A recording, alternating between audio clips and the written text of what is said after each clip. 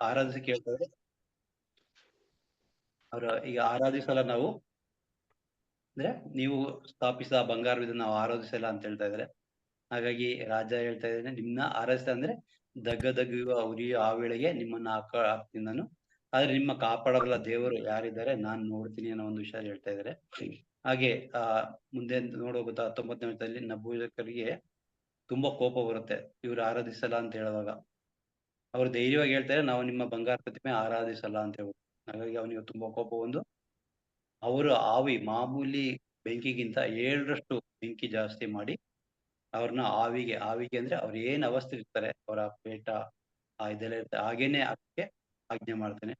ಹಾಗೇನೆ ಎಲ್ಲ ಅಂದ್ರೆ 3 ಜನನು ಅವ್ರ ಏನ್ ಅವಸ್ಥೆ ಅದೇ ರೀತಿ ಇದ್ ಹಾಕಕ್ ಹೋಗುವಾಗ ಅದು ಹಾಕೋರು ಆ ಒಂದು ಶಾಖಕ್ಕೆ ಅವರು ಭಸ್ಮ ಆಗ್ಬಿಡ್ತಾರೆ. ಇಷ್ಟು ವಚನ ಇಲ್ಲಿ ನಮ್ಗೆ ತೋರ್ಸ್ಕೊಡ್ತಾರೆ 16ರಿಂದ 23 ಗಂಟ. ನಾವು ಇದ್ರ ಜೊತೆಗೆ 24 ವಚನ ತಗೋಬೇಕು ಅನಿಸ್ತದೆ, ಯಾಕೆಂದ್ರೆ ಇದು ಕಂಟಿನ್ಯೂ ಆಗಲ್ಲ, ಅದು ಕ್ಲಿಯರ್ ಆಗಲ್ಲ. ಹಾಗಾಗಿ ನಾವು ಇವತ್ತೊಂದು ಈ ವಚನಗಳನ್ನ ನಾವು ಆಲಿಸೋದ. 16ನೇ ವಚನದಲ್ಲಿ ಈ ತರ ಇದೆ. ನಾವು 16 ವಚನಕ್ಕಿಂತ ಮುಂಚೆ 15 ಕೊನೆ ಒಂದು ಭಾಗನ ಓದ್ತೀನಿ. ನಿಮ್ಮನ್ನು ಧಗೆ ಧಗೆ ಉರಿಯುವ ಆವಿಯೊಳಗೆ ಹಾಕಲಾಗುವುದು. ನಿಮ್ಮನ್ನು ನನ್ನ ಕೈಯಿಂದ ಬಿಡಿಸಬಲ್ಲ ದೇವರು ಯಾರಿದ್ದಾನೆ ಎಂದು ಹೇಳಿದನು. ಇದನ್ನು ಕೇಳಿದ ಶದ್ರೆಕ್, ಮೆಷಕ್ ಮತ್ತು ಅಬೇದೆಗೋ ಎಂಬುವರು ರಾಜನಿಗೆ, ನಬೂಜರಸರೇ, ಈ ವಿಷಯದಲ್ಲಿ ನಾವು ನಿಮಗೆ ಏನು ಹೇಳಬೇಕಾಗಿಲ್ಲ ಅಂತ ಹೇಳ್ತಾರೆ. ಅಂದ್ರೆ ಈ ವಿಷಯದಲ್ಲಿ ನಾವು ನಿಮ್ಗೆ ಏನು ಹೇಳ್ಬೇಕಾಗಿಲ್ಲ. ನೀವು ಬಂಗಾರ ಪ್ರತಿಮೆ ನೀವು ಆರಾಧಿಸಲೇಬೇಕು ಅಂತ ಖಡಾಖಂಡಿತವಾಗಿ ಆಜ್ಞೆ ಮಾಡಿದ ರಾಜ. ಆದ್ರೆ ಇವ್ರು 3 ಜನ ಇವ್ರು ಹೇಳ್ತಾರೆ, ನಮ್ಗೆ ಈ ವಿಷಯ ನಿಮ್ಗೆ ಏನು ಹೇಳ್ಬೇಕಾಗಿಲ್ಲ ಅಂತ. ಯಾಕೆ ಈ ವಿಷಯ ನಿಮ್ಗೆ ಏನು ಹೇಳ್ಬೇಕಾಗಿಲ್ಲ ಅಂದ್ರೆ ನಾವು ನೋಡ್ಬೋದು ಹಿಂದಿನ ಅಧ್ಯಾಯದಲ್ಲಿ ದಾನಿಯೇಲನು ಅವರ ಕನಸನ್ನು ವಿವರ ಕೊಡ್ತಾರೆ. ಅಂದ್ರೆ ಅವರ ರಾಜನ ಬಿದ್ದ ಕನಸನ್ನು ಯಾರ ಕೈಲೂ ವಿವರ ಕೊಡಕ್ ಆಗದೆ ಇರೋ ಒಂದು ಅವಸ್ಥೆಯಲ್ಲಿ ದಾನಿಯೇಲನು ಅವನು ಒಬ್ಬನೇ ಅಂದ್ರೆ ಎಲ್ಲಾರನ್ನು ರಾಜ ಹೇಳ್ತಾ ಇದ್ದಾನೆ, ನಮ್ಮ ಆಸ್ಥಾನದಲ್ಲಿರುವ ಎಲ್ಲ ಇವ್ರನ್ನ ಜ್ಞಾನಿಗಳನ್ನ ಆ ನಿರ್ನಾಮ ಮಾಡ್ಬಿಡಿ, ಅವ್ರು ಹೇಳಿಲ್ಲ ಅಂದ್ರೆ ಅವ್ರೆಲ್ಲ ಕೊಲೆ ಮಾಡ್ಬಿಡಿ ಅನ್ನೋ ಒಂದು ಅವಸ್ಥೆ ಹೇಳ್ತಾನೆ. ಆದ್ರೆ ದಾನಿಯೇಲನು ಈ ಒಂದು ಅವಸ್ಥೆಯನ್ನ ಎಲ್ಲರನ್ನು ರಕ್ಷಣೆ ಮಾಡ್ತಾ ಇದ್ದಾನೆ. ಅಂದ್ರೆ ಸ್ವಾಮಿ ನಾನು ಇದ್ರ ಬಗ್ಗೆ ವಿಚಾರ ಹೇಳ್ತೀನಿ, ಆದ್ರೆ ಅದು ಯಾರು ತಿಳಿಸ್ಕೊಡ್ತಾರೆ ಅಂತ ಹೇಳಿದ್ರೆ ದೇವರಿಂದ ತುಂಬಿದವರು ಮಾತ್ರ, ದೇವ ಆತ್ಮ ತುಂಬಿದವರು ಇದರ ವಿವರಣೆ ಹೇಳಲು ಸಾಧ್ಯ ಅಂತ ಹೇಳಿದಾಗ ದಾನಿಯೇಲನು ಈ ಒಂದು ಪ್ರಾರ್ಥನೆ ಮಾಡಿ ಇಷ್ಟು 4 ಜನ ಸಹೋದರರು ಈ ಒಂದು ವಿಷಯದ ಗುಟ್ಟನ್ನು ರಾಜ ತಿಳಿಸ್ಕೊಡ್ತಾ ಇದ್ದಾರೆ. ಹಾಗಾಗಿ ರಾಜ ಹೇಳ್ತಾ ಇದ್ದಾನೆ ದಾನಿಯೇಲನಿಗೆ, ದಾನಿಯೇಲನೇ ದಾನಿಯೇಲನ ಅವನಿಗೆ ನೈವೇದ್ಯ ಮಾಡಿ ಧೂಪಾರತಿ ಎತ್ತಬೇಕೆಂದು ಆಜ್ಞಾಪಿಸಿದಾನೆ. ಅಂದ್ರೆ ದಾನಿಯೇಲನಿಗೆ ವಿವರ ಕೊಟ್ಟಾಗ ರಾಜನಿಗೆ ದಾನಿಯೇಲನ ಧೂಪಾರತಿ ಮಾಡಿ ನೈವೇದ್ಯ ಮಾಡಿ ಅವನಿಗೆ ಆರತಿ ಎತ್ತಬೇಕಂತ ಅವನ್ನ ಆರ್ಡರ್ ಮಾಡ್ತಾ ಇದ್ದಾನೆ. ಅಂದ್ರೆ ನಿಜವಾದ ಅವಸ್ಥೆಯನ್ನು ತಿಳಿದವನವನು, ಆದ್ರೂ ಅವನು ಈ ಒಂದು ಅವಸ್ಥೆಯಿಂದ ಪುನಃ ಅವ್ರನ್ನ ಅವನ ಪ್ರತಿಮೆಗೆ ಆರಾಧಿಸಿ ಹೇಳ್ತಾ ಇದ್ದಾನೆ. ಹಾಗಾಗಿ ಇವ್ರು ಹೇಳ್ತಾ ಇದಾರೆ, ಸ್ವಾಮಿ ನೀವು ಇದನ್ನ ಗೊತ್ತಿರು, ಹಾಗಾಗಿ ನಿಮ್ಮ ಹತ್ರ ಇದ್ರ ಬಗ್ಗೆ ಮಾತಾಡಿ ಏನು ಈ ವಿಷಯದಲ್ಲಿ ಅಂತ ಹೇಳಿದಾಗ ನಿಜವಾದ ಅಂದ್ರೆ ಸತ್ಯವನ್ನು ಮುಚ್ಚಿಡುವ ಒಂದು ಕಾರ್ಯ ಮಾಡ್ತಾ ಇದ್ದಾರೆ. ನಾವು ನೋಡ್ಬೋದು ಈ ಒಂದು ಕಾರ್ಯಗಳು ನಾವು ತಿಳ್ಕೊಂಡಾಗೆ ಇದು ಒಂದೇ ಸ್ವಲ್ಪ ದಿವಸ ಆಗಿರಲ್ಲ, ಇದೊಂದು 2-3 ತಿಂಗಳು ಸ್ವಲ್ಪ ಗ್ಯಾಪರ್ ಇರ್ಬೋದು. ಯಾಕೆ ಅಂತ ಹೇಳಿದ್ರೆ ಒಂದು ಅದ್ಭುತ ಪವಾಡಗಳು ಅಷ್ಟೊಂದು ಜನ ಅದ್ರ ಬಗ್ಗೆ ಅರಿಯುವಾಗ ಅದೆಲ್ಲ ಹೋಗ್ಬೇಕಂದ್ರೆ ಒಂದ್ ಸ್ವಲ್ಪ ದಿವಸ ಸಮಯ ಕೊಡ್ಬೇಕಾಗುತ್ತೆ. ನಾವು ನೋಡ್ಬೋದು ನಮ್ಮ ಜೀವನದಲ್ಲೂ ಇಂಥ ಒಂದು ಕಾರ್ಯಗಳು ತುಂಬಾ ನಡೀತವೆ. ಯಾಕೆ ಅಂತ ಹೇಳಿದ್ರೆ ದೇವರು ದಿನೇ ದಿನೇ ನಮ್ಮ ಜೀವನದಲ್ಲಿ ಅದ್ಭುತ ಮಾಡ್ತಾ ಇರ್ತಾರೆ. ಆದ್ರೆ ನಾವು ಅದನ್ನ ಮರೆತಾಗ ಅವರಿಗೆ ಕೃತಜ್ಞತೆ ಸಲ್ಸಕ್ ಆಗಲ್ಲ. ಹಾಗಾಗಿ ಆ ಒಂದು ಕಾರ್ಯ ನಮ್ಗೆ ಯಾವಾಗ ಜ್ಞಾಪಕ ಇರ್ಬೇಕು. ಯಾಕಂದ್ರೆ ದೇವರು ದಿನೇ ದಿನೇ ಈ ದಿನನೂ ನಮ್ಗೆ ಹೊಸ ಒಂದು ಹೊಸ ಒಂದು ಸೃಷ್ಟಿ ಮಾಡಿದ್ದಾರೆ. ಅವ್ರ ಸೃಷ್ಟಿದ ಎಲ್ಲೋ ಸೃಷ್ಟಿಯನ್ನು ನಮ್ಗೆ ಅನುಭವಿಸೋ ಭಾಗ್ಯ ಕೊಟ್ಟಿದ್ದಾರೆ. ಈ ವಿಷಯಗಳೆಲ್ಲ ನಮ್ಗೆ ಗೊತ್ತಿದ್ರೆ ಮಾತ್ರ ನಾವು ಸದಾ ಕೃತಜ್ಞರಾಗಿರ್ಬೋದು. ಅಲ್ಲದೆ ನಮ್ಗೆ ದೇವರಿಗೆ ಕೃತಜ್ಞತೆ ಸಲ್ಸಕ್ ಆಗಲ್ಲ. ಈ ಒಂದು ಅವಸ್ಥೆಯಿಂದ ತೋರಿಸ್ಕೊಳ್ತಾ ಇದ್ದಾರೆ. ಇಲ್ಲಿ ಅವ್ರು ಹೇಳ್ತಾ ಇದಾರೆ, ನಾವು ಸೇವೆ ಮಾಡುವುದು ದೇವರ ಚಿತ್ತವಾದರೆ ಅವರೇ ದಗದಗ ಉರಿಯಿಂದ ಆ ವೇಳೆಗೆ ನಮ್ಮನ್ನು ಕಾಪಾಡಬಲ್ಲರು, ಅವರೇ ನಮ್ಮನ್ನು ನಿಮ್ಮ ಕೈಯಿಂದ ಬಿಡಿಸಬಲ್ಲರು ಅಂತ ಈ 3 ಜನ ಹೇಳ್ತಾ ಇದ್ದಾರೆ. ಇವ್ರಿಗೆ ಇಷ್ಟೊಂದು ಧೈರ್ಯ ಎಲ್ಲಿಂದ ಬಂತು ಅಂತ ನಾವು ನೋಡ್ಕೋದ್ರೆ ನಾವೊಂದು ಇವರ ಒಂದು ಹಿಂದಿನ ಒಂದು ಇದ್ ನೋಡ್ಬೋದು. 1ನೇ ಅಧ್ಯಾಯದಲ್ಲಿ ನಾವು ನೋಡಿದ್ವಿ, ದಾನಿಯೇಲನ ಅವ್ರು ಆರಿಸ್ಕೊಂಡಾಗ 4 ಜನನ್ನ ಅವರ ಯೋಧರು ಅಲ್ಲಿಂದ ಆರಿಸ್ಕೊತಾರೆ. ಅವರಿಗೆ ಒಂದು 5ನೇ ವಚನದಲ್ಲಿದೆ, ಇದಲ್ಲದೆ ಇನ್ನು ಮುಂದಕ್ಕೆ ಅವರಿಗೆ ಅವರ ದೇವ ರಾಜ ಸನ್ನಿಧಿಯಲ್ಲಿ ರಾಜ ಭೋಜನ ಅವರಿಗೆ ಅಂದ್ರೆ ರಾಜರು ಏನು ಊಟ ಮಾಡ್ತಾ ಇದ್ರು ಆ ಒಂದು ಊಟನ ಪದಾರ್ಥಗಳನ್ನ ಇವರಿಗೆ ಕೊಡ್ಬೇಕು. ಇವ್ರನ್ನ ಕೊಟ್ಟು ಪುಷ್ಟನಾಗಿ ಮಾಡ್ಬೇಕು, ದ್ರಾಕ್ಷರಸವನ್ನು ಕುಡಿಸಿ ಇವ್ರನ್ನ ಸುಂದರವಾಗಿ ಕಾಣುವಂತೆಯೂ ದಷ್ಟಪುಷ್ಟ ಮಾಡ್ಬೇಕು ಅಂತ ಹೇಳ್ಬಿಟ್ಟು ಎಷ್ಟು ವರ್ಷ ಅವರಿಗೆ 3 ವರ್ಷ ರಾಜ ಸನ್ನಿಧಿಯಲ್ಲಿ ಈ ಒಂದು ಕಾರ್ಯ ಮಾಡಕ್ಕೆ ಬಿಡ್ತಾ ಇದ್ದಾರೆ. ನಾವು ನೋಡ್ಬೋದು ನಾವೆಲ್ಲ ಆಲಿಸಿದ ವಚನಗಳಲ್ಲಿ. ಅಲ್ಲಿ ಹೇಳ್ತಾ ಇದಾರೆ, ಇವರು ಊಟಕ್ಕೆ ಆದ್ಯತೆ ಕೊಟ್ಟಿದ್ರಾ? ನಾವು ನೋಡ್ಬೋದು ಇವ್ರು ನಿಜವಾಗ್ಲೂ ಊಟಕ್ಕೆ ಆದ್ಯತೆ ಕೊಟ್ಟಿಲ್ಲ. ಯಾಕೆಂತ ಹೇಳಿದ್ರೆ ಅವ್ರು ರಾಜ ಭೋಜನ ಎಲ್ಲಾನು ತಿರಸ್ಕರಿಸಿದ್ರು ಇಲ್ಲಿ. ಇಲ್ಲಿ ದಾನಿಯೇಲನು ಅಲ್ಲಿ ಆಧ್ಯಾತ್ಮಿಕವಾಗಿ ಇವ್ರನ್ನ ಪುಷ್ಟಿಪಡಿಸ್ತಾ ಇದ್ದಾನೆ. ಇವ್ರು 3 ಜನನ್ನ. ಯಾಕೆಂತ ಹೇಳಿದ್ರೆ ನಮ್ಗ್ ಗೊತ್ತು ನಮ್ಮ ಪ್ರಾರ್ಥನಾ ತಂಡ ಇವಾಗ ನಾವು ಈ ಒಂದು ಅವಸ್ಥೆ ದಾಟಿದೀವಿ. 3 ವರ್ಷ ದಾಟಿದೀವಿ. 3 ವರ್ಷ ದಾಟಿದೀವಿ ಅಂತ ಹೇಳಿದಾಗ್ಲ ನಮ್ಗೊಂದು ಅವಸ್ಥೆ ಇದೇ ಆಗಿರ್ತದೆ. ಯಾಕೆಂತ ಹೇಳಿದ್ರೆ ನಾವೆಲ್ಲ ಮೊದಲು ನಮ್ಗ್ ಗೊತ್ತು ಆ ಏನಾರೆ ಕಷ್ಟ ಬಂತು ಅಂತ ಹೇಳಿದ್ರೆ, ಈ ಪ್ರಾರ್ಥನೆ ಬಂದಾಗ ಈ ಕಷ್ಟಗಳು ಬಂತು ಹಂಗೆ ಹಿಂಗೆ ಅಂತ ಮಾತಾಡ್ತೀವಿ. ಆದ್ರೆ ಈಗ ನಮಗೆ ಅಂತ ಒಂದು ಅವಸ್ಥೆ ಇಲ್ಲ. ಯಾಕೆಂತ ಹೇಳಿದ್ರೆ ಆ ಕಷ್ಟಗಳು ದೇವರ ಪ್ರೀತಿಯನ್ನು ಅನುಭವಿಸೋದ್ ಕಾರ್ಯಗಳು ನಮ್ಗೆ ಕೊಡುತ್ತೆ ಅಂತ ನಾವು ರೋಮರಗಂತಲ್ಲಿ ನೋಡ್ಬೋದು. 5ನೇ ಅಧ್ಯಾಯ 3ನೇ ವಚನದಲ್ಲಿ ಹೇಳ್ತಾ ಇದೆ. ಎಂತ ಹೇಳಿದ್ರೆ ಆ ಕಷ್ಟ ಸಂಕಟಗಳು ಅಷ್ಟೇ ಅಲ್ಲ ನಮಗೆ ಬಂದೊದಗಿರುವ ಕಷ್ಟ ಸಂಕಟಗಳು ಹೆಮ್ಮೆ ಪಡುತ್ತೇವೆ. ಏಕೆಂದರೆ ಕಷ್ಟ ಸಂಕಟಗಳು ಸಹನೆಯನ್ನು ಸಹನೆ ಸಹನೆಯು ಸಹನೆ ಸದ್ಗುಣವನ್ನು ಸದ್ಗುಣವನ್ನು ಸದ್ಗುಣ ಸದ್ಗುಣವು ಒಮ್ಮೆ ನಂಬಿಕೆ ಬೆಳಗುತ್ತದೆ ನೋಡಿ ನಿರೀಕ್ಷೆಯನ್ನು ಬೆಳೆಸ್ತವೆಂದು ನಾವು ಬಲ್ಲೆವು. ಈ ನಂಬಿಕೆ ನಿರೀಕ್ಷೆ ನಮಗಿರುವುದರಿಂದ ನಮಗೆ ಆಶಾಭಂಗವಾಗುವುದಿಲ್ಲ. ಏಕೆಂದರೆ ನಮಗೆ ದಾನವಾಗಿ ದಯಪಾಲಿಸಿರುವ ಪವಿತ್ರಾತ್ಮರು ಅವರು ಮುಖಾಂತರ ದೇವರು ತಮ್ಮ ಪ್ರೀತಿಯನ್ನು ನಮ್ಮ ಹೃದಯಗಳ ಧಾರಾಳವಾಗಿ ಸುರಿಸ್ತಾರೆ ಅಂತ ಹೇಳ್ಬಿಟ್ಟು. ಹಾಗಾಗಿ ನಮ್ಗೆ ಇವಾಗ ನಮ್ಮ ಪ್ರಾರ್ಥನಾ ತಂಡದಲ್ಲಿ ನಮ್ಗೆ ಯಾರಿಗೂ ಇಂಥ ಒಂದು ಅವಸ್ಥೆ ನಾವಿಲ್ಲ. ಯಾಕೆಂದ್ರೆ ಏನ್ ಬಂದ್ರು ನಾವ್ ಅದನ್ನ ಯಾ ಸ್ವೀಕರಿಸೋ ಒಂದು ಮನಸ್ಸು ನಮ್ಮ ಆಗಿದೆ. ಈ ಒಂದು ಅವಸ್ಥೆಗೆ ಮಿನಿಮಮ್ ನನಗ್ ಗೊತ್ತೇ ನಾವು ವಚನ ಕೇಳ್ದಂಗೆ ಒಂದಿಷ್ಟು ಸಮಯ ಬೇಕು ನಮ್ಗೆ. ಯಾಕೆಂತ ಹೇಳಿದ್ರೆ ನಮ್ಮ ಒಂದೊಂದು ಅವಸ್ಥೆಯಿಂದ ನಮ್ಮನ್ನ ಬಿಡುಗಡೆ ಮಾಡಕ್ಕೆ ನಮ್ಗೊಂದು ಸಮಯ ಬೇಕು. ನಾವು ನೋಡ್ಬೋದು ಇಲ್ಲಿ ಈ ವಚನದಲ್ಲಿ ಈ ಶ್ರದ್ಧೇಕ್, ಮೇಷಕ್ ಮತ್ತು ಅಬೇದವರು ಅವರು ನೋಡಲು ತುಂಬಾ ಸುಂದರವಾಗಿದ್ರು ಅಂತ ವಚನ ಹೇಳ್ತಾ ಇದೆ. 1ನೇ ಅಧ್ಯಾಯದಲ್ಲಿ ಹೇಳ್ತಾ ಇದ್ದಾರೆ 15ನೇ ವಚನದಲ್ಲಿ 10 ದಿನಗಳಾದ ಮೇಲೆ ರಾಜಭೋಜನ ಉಣ್ಣುತ್ತಿದ್ದ ಎಲ್ಲ ಯುವಕಿಯಿಂದ ಇವರು ಸುಂದರವಾಗಿದ್ದರು ಅಂತ.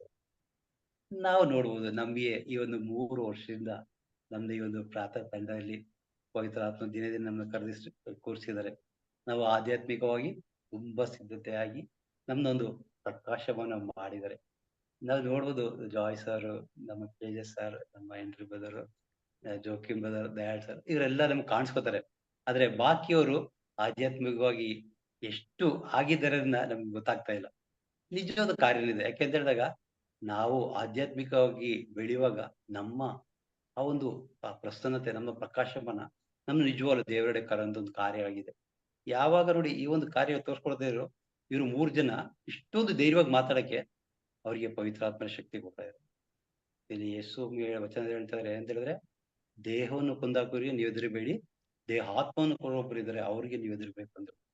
ಹಾಗಾಗಿ ಇವರು ಇಲ್ಲಿ ರಾಜನಿಗೆ ಹೆದರ್ತಾ ಇಲ್ಲ. ರಾಜನ ಮುಂದೆ ಎಷ್ಟು ಧೈರ್ಯವಾಗಿ ಮಾತಾಡಕ್ ಆಗಲ್ಲ. ಆದ್ರೆ ಇವರು ರಾಜನ ಮುಂದೆ ಧೈರ್ಯವಾಗಿ ಮಾತಾಡ್ತಾ ಇದ್ದಾರೆ. ಇಲ್ಲಿ ನಾವು ವಚನ ನೋಡ್ಬೋದು, ಒಂದು ವೇಳೆ ಬಿಡಿಸಿದ ರಾಜರೇ ಇದು ನಿಮಗೆ ತಿಳಿದಿದೆ, ನಾವು ನಿಮ್ಮ ದೇವರ ಸೇವೆ ಮಾಡುವುದಿಲ್ಲ. ನೋಡಿ ಇವಾಗ ಒಂದು ನನ್ನ ಸಾಯಿಸ್ತಾರೆ ಅಂತ ಗೊತ್ತಾದ್ರು ಒಂದು ಮಾಮೂಲಿ ರಾಜರು ಸಾಯಿಸ್ತಾನೆ ಸಾಕ್ಷಿ ಆಗ್ತಾರೆ. ಆದ್ರೆ ಆ ಅದಕ್ಕಿಂತ ದೊಡ್ಡ ಒಂದು ಅವಸ್ಥೆ ಅಂತ ಹೇಳಿದ್ರೆ ನಮ್ಗೆ ಗೊತ್ತು ಸ್ಟೆಫಾನನ್ನ ನಾವು ಕೇಳಿದೀವಿ. ಅಂದ್ರೆ ಸ್ಟೆಫಾನ್ ಪರಿಶುದ್ಧ ಕಾರ್ಯಕಲ್ಪದಿದೆ 7ನೇ ಅಧ್ಯಾಯ 55ನೇ ವಚನ 59ನೇ ವಚನಗಳನ್ನ ಓದಿ ಗೊತ್ತಾಗುತ್ತೆ. ಅಲ್ಲಿ ಸ್ಟೆಫಾನು ದೇವರನ್ನ ಪ್ರಾರ್ಥಿಸ್ತಾ ಇದ್ದಾನೆ ಎಂತ ಹೇಳಿದ್ರೆ, ಸ್ವಾಮಿ ನನ್ನ ಆತ್ಮವನ್ನು ನೀವು ತಗೊಳ್ಳಿ ಅಂತ ಹೇಳ್ಬಿಟ್ಟು. ಮೊದಲನೇ ಒಂದಂತ ರಕ್ತ ಸಾಕ್ಷಿ ಆಗೋದು, ಎರಡನೇದಂತ ನಾವು ಸ್ವರ್ಗದಲ್ಲಿ ದೇವರಲ್ಲಿ ಡೈರೆಕ್ಟ್ ಹೋಗುವಂತ ಒಂದು ಹಂತಗಳು. ಹಾಗಾಗಿ ಆ 2 ಹಂತಕ್ಕೂ ಇವ್ರು ಹೆದರ್ತಾ ಇಲ್ಲ. ಇವನು ಅದಕ್ಕೆ ನಾವು ಸಿದ್ಧ ಆನಂದ ಹೇಳ್ತಾ ಇದ್ದ. ಅಂದ್ರೆ ನಾವು ಸಿದ್ಧ ಆದ್ರೂ ನಾವು ನಿಮ್ಮನ್ನ ಆರಾಧಿಸಿಲ್ಲ ಅಂತ. ಯಾಕೆ ಅಂತ ಹೇಳಿದ್ರೆ ನನ್ನೆಲ್ಲ ಜಾಯ್ ಸರ್ ಹೇಳಿದ್ರು. ದೇವರ ಅಂದ್ರೆ ಯಾವಾಗ ಮಾರ್ಕನ ಸುವಾರ್ತೆಯಲ್ಲಿ 12ನೇ ಅಧ್ಯಾಯ 29ರಲ್ಲಿ ಯೇಸು ಅವನಿಗೆ ಇಸ್ರಾಯೇಲ್ ಸಮಾಜವೇ ಕೇಳು, ನಿಮ್ಮ ದೇವರ ಸರ್ವೇಶ್ವರ ಏಕೈಕ ಸರ್ವೇಶ್ವರ ಅಂದ್ರೆ ನಿಜ ದೇವರು ಒಬ್ಬರೇ, ಅವ್ರನ್ನೇ ಆರಾಧಿಸ್ಬೇಕು ಅಂತ ವಚನಗಳು ಹೇಳ್ತಾರೆ. ನಮಗೆ ಆಜ್ಞೆನ ಕೊಟ್ಟಿದ್ದಾರೆ. ಏನಂತ ಹೇಳಿದ್ರೆ ನಿಜವಾದ ಏಕ ದೇವರನ್ನು ನೀವು ಆರಾಧಿಸಿ ಅಂತ ಹೇಳ್ಬಿಟ್ಟು. ಹಾಗಾಗಿ ನಾವು ನಮ್ಮೊಂದು ಅವಸ್ಥೆನ ನೋಡ್ದ ನಾವು ಹೇಗೆ ಈ ಒಂದು ಅವಸ್ಥೆಯಲ್ಲಿ ಇದ್ದೀವಾ, ಇಲ್ಲ ನಾವು ಇದನ್ನ ಬಿಟ್ಟು ಜೀವಿಸ್ತಾ ಇದ್ದೀವಾ ಅಂತ ಹೇಳ್ಬಿಟ್ಟು. ಅಲ್ಲಿ ಮುಂದಿನ ವಚನ ತೋರಿಸ್ತಾ ಇದೆ 19ನೇ ವಚನ. ಆಗ ನಬೂಜಕರನು ಕೋಪೋದ್ರಕಗೊಂಡನು. ಶೇದ್ರಕ್, ಮೆಷಕ್ ಮತ್ತು ಅಬೇದನಿಗೂ ಅವರ ಬಗ್ಗೆ ಅವನ ಮುಖಚರ್ಯೆ ಬದಲಾಯಿತು ಅಂತ. ಯಾಕೆ ಈ ಒಂದು ಕಾರ್ಯ ನಡೀತು ಅಂತ ಹೇಳಿದ್ರೆ ಇವರ ಆಸ್ಥಾನದಲ್ಲಿ ಇವ್ರಿಗೆ ಬೇಕಾದ ಎಲ್ಲವನ್ನೂ ಇವನು ಒದಗಿಸಿದ್ದಾನೆ. ಅಂದ್ರೆ ಅವನ ಅಂಡರ್‌ಲಿ ಇವರೆಲ್ಲ ಇದ್ದಾರೆ. ಅವರು ಕೊಟ್ಟ ಎಲ್ಲಾ ಭೋಜನವನ್ನು ಹಿಡಿದು ಅವರ ಆಸ್ಥಾನದಲ್ಲಿ ಎಲ್ಲವನ್ನು ಅನುಭವಿಸಿ ಲಾಸ್ಟ್‌ಗೆ ಅವರ ಮಾತು ಅವ್ರು ಕೇಳ್ತಾ ಇಲ್ಲ. ಅಂದ್ರೆ ಈ ರಾಜನ ಮಾತನ್ನ ಅವ್ರು ತಿರಸ್ಕರಿಸ್ತಾ ಇದ್ದಾರೆ. ಈ ರಾಜನ ಮಾತ ತಿರಸ್ಕರಿಸುವಂತ ಆ ಧೈರ್ಯ ಅವ್ರಿಗೆ ಎಲ್ಲಿಂದ ಬಂತು ಅಂತ ಹೇಳಿದ್ರೆ, ಈ ಒಂದು 3 ವರ್ಷ ಆಧ್ಯಾತ್ಮಿಕ ಅವ್ರನ್ನ ಸಿದ್ಧತೆ ಮಾಡುವಂತ ಕಾರ್ಯಗಳು ಅಂದ್ರೆ ಸತ್ಯವನ್ನು ಅರಿಯುವಂತ ಕಾರ್ಯಗಳನ್ನ ಕೊಡ್ತಾ ಇದ್ದಾರೆ. ದಾನಿಯೇಲ್ ನಮ್ಗೆ ಇವತ್ತು ಈ ಒಂದು ಅವಸ್ಥೆಯಲ್ಲಿ ದಾನಿಯೇಲ್ ಇಲ್ಲ ಅಂದ್ರು, ಇವ್ರನ್ನ ಆ ಒಂದು ಅವಸ್ಥೆಯಲ್ಲಿ ಅವ್ರಿಗೆ ನಿಲ್ಲುವಂತ ಕಾರ್ಯಗಳನ್ನ ದಾನಿಯೇಲ್ ಮಾಡ್ಕೊಟ್ಟಿದ್ದಾರೆ. ನಮಗೂ ಇದೊಂದು ಅವಸ್ಥೆ ನಮ್ಗೆ ಗೊತ್ತು. ನಮ್ಮ ಪ್ರಾರ್ಥನಾ ತಂಡದಲ್ಲಿ ನಮ್ನ ಈ ಒಂದು ಅವಸ್ಥೆಗೆ ಜವಾಯ್ಸರ್ ನಿಲ್ಸಿದ್ದಾರೆ. ಯಾಕೆ ಅಂತ ಹೇಳಿದ್ರೆ ನಾವ್ ಇವಾಗ ಧೈರ್ಯವಾಗಿ ಯೇಸು ಸ್ವಾಮಿಯಾಗಿ ನಾವ್ ಏನ್ ಬೇಕಾದ್ರೂ ಮಾಡೋ ಒಂದು ಅವಸ್ಥೆ ನಮ್ಮದಾಗಿದೆ. ಅಂದ್ರೆ ಆ ಒಂದು ಅವಸ್ಥೆ ನಮ್ಗ್ ಬರ್ಬೇಕು. ಇಲ್ಲಿ ಅವರ ಶಿಷ್ಯ ಇವ್ 3 ಜನರು ಈ ಒಂದು ಅವಸ್ಥೆಯಲ್ಲಿ ನಿಂತಿದ್ದಾರೆ. ಅವ್ರು ಹೇಳ್ತಾ ಇದಾರೆ ಆ ನಬೂಜರನು ಅವನು ಕೋಪಗೊಂಡು ಹೇಳ್ತಾ ಇದ್ದಾನೆ ಏನಂತ ಹೇಳಿದ್ರೆ ಮಾಮೂಲಿ ಬೆಂಕಿಗಿಂತ 7ರಷ್ಟು ಜಾಸ್ತಿ ಮಾಡಿ ಅಂತ ಹೇಳ್ಬಿಟ್ಟು. ಅಂದ್ರೆ ಅವನ ಕೋಪ ಅಷ್ಟೊಂದು ತೀಕ್ಷ್ಣವಾಗಿತ್ತು ಅನ್ನೋದನ್ನ ಈ ಒಂದು ವಚನ ಮುಖಾಂತರ ತೋರ್ಸ್ಕೊಡ್ತಾ ಇದ್ದಾರೆ. ಯಾಕಂತ ಹೇಳಿದ್ರೆ ನಮಗೂ ಇದೊಂದು ಅವಸ್ಥೆ ಇದೆ. ಏನಂತ ಹೇಳಿದ್ರೆ ನಮಗೆ ಎಲ್ಲ ಕೊಟ್ಬಿಟ್ಟು ನಾವ್ ಹೇಳುವಾಗ ನಾವು ಜಾಸ್ತಿ ಕಾಂಪ್ರಮೈಸ್ ಆಗ್ತೀವಿ. ಆದ್ರೆ ಅದು ನಿಜ ಅಲ್ಲ, ತಪ್ಪು ಅನ್ನೋದನ್ನ ನಮ್ಗೆ ಇಂದಿನ ವಚನಗಳು ತೋರ್ಸ್ಕೊಳ್ತಾ ಇದ್ದಾರೆ. ನಮ್ಗೆ ಎಲ್ಲ ಕೊಟ್ರು ನಾವು ಅದ್ರಲ್ಲಿ ಯಾವ್ದ್ರಲ್ಲೂ ಕಾಂಪ್ರಮೈಸ್ ಆಗುದು. ಯಾಕೆಂದ್ರೆ ದೇವರಿಗಾಗಿ ನಾವು ನಿಲ್ಲುವಾಗ ದೇವರು ನಮಗಾಗಿ ಎಲ್ಲ ಕಾರ್ಯ ಮಾಡ್ಕೊಂಡ ಒಂದು ಅವಸ್ಥೆ ತೋರಿಸ್ಕೊಳ್ತಾ ಇದ್ದಾರೆ. ಇಲ್ಲಿ ಇವರು ಇಷ್ಟು ಕ್ಲೀನ್ ಆಗಿ ಹೇಳ್ತಾ ಇದಾರೆ, ವಾಡಿಕೆ ಪ್ರಕಾರ 7ರಷ್ಟು ಬೆಂಕಿ ಹಚ್ಚಿ ಉರಿಸಬೇಕೆಂದು ಆಜ್ಞಾಪಿಸಿದ. ನಾವು ಮುಂದೆ ನೋಡಕ್ ಹೋದ್ರೆ ಇದಲ್ಲದೆ ತನ್ನ ಸೈನ್ಯದ ಕೆಲವು ಮಂದಿ ಅಬೇದೇಕನಿಗೂ ಅವರನ್ನು ಕಟ್ಟಿ ಧಗೆ ಉರಿವಿಗೆ ಆವಿಗೆ ಎತ್ತಿ ಹಾಕಬೇಕೆಂದು ಅಪ್ಪಣೆ ಕೊಟ್ಟರು ಅಂತ ಹೇಳಿದ್ದಾರೆ. ಅವ್ರನ್ನ ಕಟ್ಟಿ ಆ ಬೆಂಕಿಗೆ ನೀವು ಹಾಕಿ ಅಂತ ಹೇಗೆ ಕೊಟ್ಟಿದ್ದಾರೆ. ಅವ್ರು ಹೇಗೆ ಉಡುಗೆ ಮುಂದೆ ವಚನ ಇದೆ, ಅದರಂತೆ ಉಡುಗೆ ತೊಡುಗೆ ಪೇಟ ಮುಂತಾದ ಬಟ್ಟೆ ಬರಿಗಳನ್ನು ಧರಿಸಿಕೊಂಡೇ ಹಾಗೆ ಅವರನ್ನು ಕಟ್ಟಿ ಧಗೆ ಉರಿವಿಗೆ ಆವಿಗೆ ಹಾಕಿ ಬಿಟ್ಟರು ಅಂತ ಹೇಳಿ. ಅಂದ್ರೆ ಅವ್ರು ಇರೋ ಅವಸ್ಥೆಯಲ್ಲೇ ಅವ್ರನ್ನ ಕೈಕಾಲು ಕಟ್ಟಿ ಬೆಂಕಿ ಒಳಗೆ ಹಾಕಿ ಅಂತ ಹೇಳಿ ರಾಜ ಆಜ್ಞೆನೆ ಹೊರಡ್ತಾ ಇದ್ದಾರೆ. ಪ್ರಿಯರೇ, ನಾವು ನೋಡ್ಬೋದು ನಮಗೆ ಇಂಥ ಒಂದು ಅವಸ್ಥೆ ಬರುತ್ತೆ ಅಂತ ಹೇಳಿದಾಗ ನಾವು ಹೆದರಿಕೆಯಿಂದನೇ ನಾವೆಲ್ಲ ತಪ್ಪೋಕ್ ಹೋಗ್ಬಿಡ್ತೀವಿ. ಯಾವಾಗ ಹೆದರಿಕೆ ಅನ್ನೋದು ಯಾವಾಗ ಬರುತ್ತೆ ನಮ್ಮಲ್ಲಿ ಗೊತ್ತಾ? ನಮ್ಮ ಆತ್ಮಶಕ್ತಿ ಕುಂದೋದಾಗ ಮಾತ್ರ. ನಮ್ಮ ಆತ್ಮಶಕ್ತಿ ಕುಂದೋದಾಗ ಮಾತ್ರ ಹೆದರಿಕೆಯಿಂದ ಬರೋದು. ಹೆದರಿಕೆ ಸೈತಾನ ಒಂದು ಅಸ್ತ್ರ. ಆದ್ರೆ ಯೇಸು ಹೇಳ್ತಾ ಇದ್ರೆ ಪವಿತ್ರ ಆತ್ಮರು ಬಂದಾಗ ನೀವು ಶಕ್ತಿವಂತಿರಿ ಅಂತ ಹೇಳ್ಬಿಟ್ಟು. ಆ ಒಂದು ಆತ್ಮರು ಬಂದಾಗ ನಿಜವಾಗ ನಾವು ಶಕ್ತಿವಂತೀವಿ. ಅವಾಗ ನಮಗೆ ಯಾವುದ್ರ ಬಗ್ಗೆ ಚಿಂತೆಗಳಿರಲ್ಲ, ಬೇಡವಾದ ಕಾರ್ಯಗಳು, ಬೇಡವಾದ ಚಿಂತೆ, ಬೇಡವಾದ ಆಲೋಚನೆಗಳಿರಲ್ಲ. ಈ ಒಂದು ಕಾರ್ಯಗಳನ್ನ ನಮಗೆ ತೋರಿಸ್ಕೊಡ್ತಾ ಇದ್ದಾರೆ. ಇಲ್ಲಿ ಮುಂದೆ ನೋಡುವುದು ರಾಜಾಜ್ಞಂತೆ ಆವಿ ಕಾವು ಅತಿ ತೀಕ್ಷ್ಣವಾಗಿದ್ದ ಅಗ್ನಿಕುಂಡವು ಶ್ರದ್ಧೆಕ್ ಮೆಷಕ್ ಮತ್ತು ಅಭೇದನ ಎಂಬುವರನ್ನು ಎತ್ತಿ ತಂದವರನ್ನು ಭಸ್ಮ ಮಾಡಿತು ಅಂತ ಹೇಳಿ. ಅಂದ್ರೆ ಅವ್ರನ್ನ ಹಾಕಕ್ ಹೋದವ್ರನ್ನು ಅವರು ಸುಟ್ಟು ಭಸ್ಮ ಮಾಡಿದ್ದಾರೆ ಅಂತ ಹೇಳ್ಬೋದು. ಇಲ್ಲಿ ವಚನ ಪತ್ರ ಅತ್ತ ಶ್ರದ್ಧೆಕ್ ಮೆಷಕ್ ಮತ್ತು ಅಭೇದೆಗೂ ಈ 3 ಕಟ್ಟಿನಿಗೆ ದಗದಗ ಉರಿಯೋ ಆವಿಗೆ ಅಂದ್ರೆ ಇವರು ಅದ್ರ 3 ಜನ ಅದ್ರ ಮಧ್ಯ ಬಿದ್ರು. ಹಾಗೆ 24 ನಾನು ಕಂಟಿನ್ಯೂ ಮಾಡ್ತಾ ಒಂದು ವಿಷಯ ಒಂದೇ ಒಂದು ವಚನ ಮಾತ್ರ. ಆಗ ರಾಜನು ಬೆಚ್ಚಿ ಬಿದ್ದು ತಟ್ಟನೆ ಎದ್ದು ತನ್ನ ಮಂತ್ರಿಗಳ ಕರೆಸಿ ನಾವು 3ರನ್ನು ಕಟ್ಟಿ ಬೆಂಕಿಯಲ್ಲಿ ಹಾಕಿದೆವು ಎಂದು ಕೇಳಿದನು. ಅವರು ರಾಜನಿಗೆ ಹೌದು ಪ್ರಭು, ಇದು ಸತ್ಯ ಎಂದು ಉತ್ತರ ಕೊಟ್ಟರು.